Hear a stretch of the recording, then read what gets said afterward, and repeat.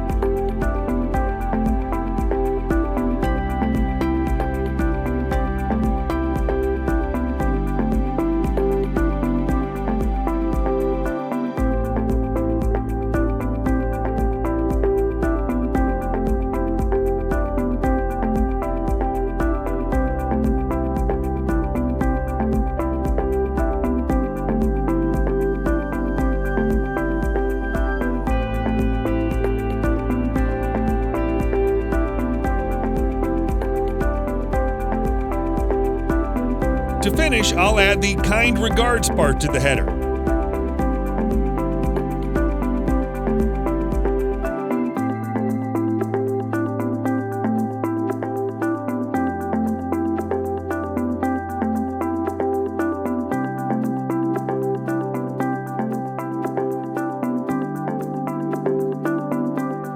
Perfect. The email signature is complete.